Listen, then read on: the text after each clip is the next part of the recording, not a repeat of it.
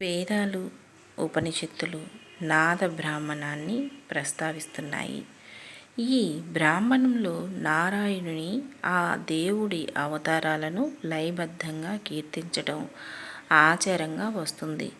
పూర్వకాలంలో ఆలయ కీర్తనలు అనే సంస్కృతి ఉండేదని పల్కూరికి సోమనాథుడు రచించిన సూక్తులు, గానాలు అనే గ్రంథం చెబుతుంది. నారాయణ నారాయణ అని కీర్తిస్తూ నారదుడు లోకాలన్నీ తిరిగేవాడని పురాణాలు చెబుతున్నాయి. దైవ సంకీర్తనలకు ఆయనే ఆద్యుడు. భజన సంప్రదాయానికి నారదుడే మూలం. అందుకే త్యాగయ్య నాద రసి రుహ భృంగ అని నారదుణ్ణి గొప్పగా పేర్కొన్నాడు.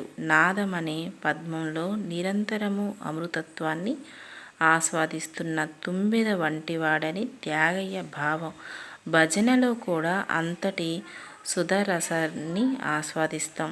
భజన అనే సంప్రదాయం భగవంతుణ్ణి కీర్తించేందుకు, స్మరించేందుకు ఆధ్యాత్మిక అభిరుచిగా అభివృద్ధి చెందుతుందంటారు బలివాడ కాంతారావు గారు. వంశధార అనే పుస్తకంలో ఆ ఆనందం కోసం ఆరాటపడుతూ 10 మంది ఒకచోట చేరి భజించే వేదిక ఇది. తెల్లవారుజామున వీధుల్లో బృందాలుగా దైవనామాలు స్మరిస్తూ పాటలు పాడుకుంటూ సంచరించే సంప్రదాయాన్ని నగర సంకీర్తనని అంటారు. పలుచోట్ల ఇది పరంపరగా కొనసాగుతుంది. ఈ బృందాలే సాయంకాలం ఆలయాల్లో చేరి భజనలు చేస్తూ ఉంటారు. భజన వల్ల మనసు, నాడీ వ్యవస్థ ఉత్తేజమవుతాయి. సామూహికంగా భగవన్నామావళిని లయబద్ధంగా గొంతు కలిపి పాడుతున్నప్పుడు మనసు అలౌకిక ఆనందంలో తేలియాడుతుంది. మదిని తొలిచేసే సమస్యలను తాత్కాలికంగానైనా మరచిపోతారు.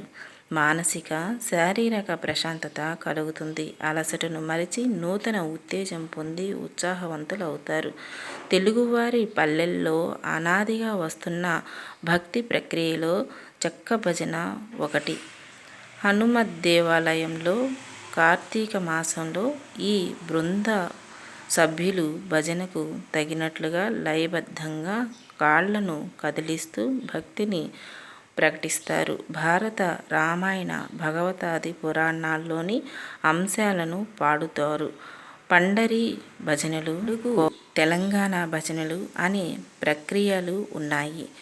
తలకి, నడుముకి రంగురంగుల వస్త్రాలు కట్టుకొని గజ్జె కట్టి ఆడతారు. ఇది ఆషామాషీగా చేసే భజన కాదు. చెక్క భజన ఒక సుందర జానపద కళారూపం.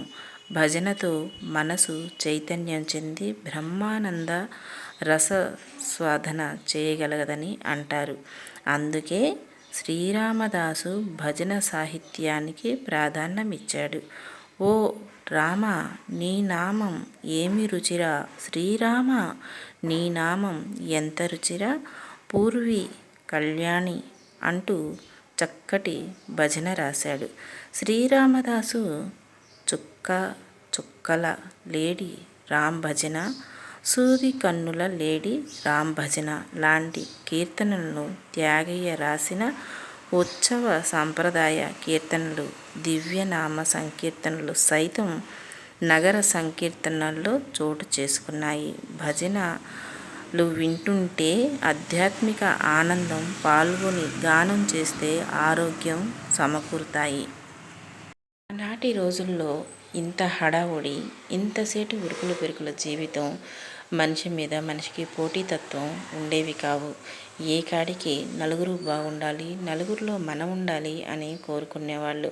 భగవంతుడి మీద భక్తితో పాటు ఇరుగు పొరుగు కానీ, అక్క చెల్లెళ్ళు, అన్నదమ్ముళ్ళు, తోడబుట్టిన వాళ్ళు, ఇలాగా స్నేహితులు, బంధువులు అందరూ కలిసిమెలిసి ఉండేవాళ్ళు.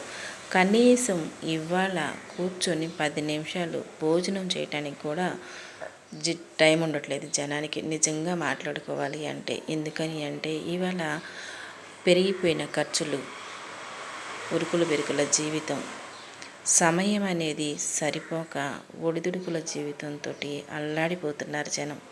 కానీ కడుపు నిండా తిండి, కంటి నిండా నిద్ర లేక అల్లాడే వాళ్ళు కూడా లేకపోలేరు. భగవన్ నామం చేయడానికి సమయం ఎక్కడిది అనే లోకం వచ్చింది. అందుకే మన పెద్దలు ఇవన్నీ ముందుగా ఆలోచించారో ఏమో. మనకి పండగలు పబ్బాలు వచ్చినప్పుడన్నా కాస్త కుటుంబ సభ్యులతో గడపాలి, కుటుంబం అంతా కలిసికట్టుగా ఉండాలి అని ఈ పండగలు కూడా ఏర్పాటు చేసేటట్లుంది.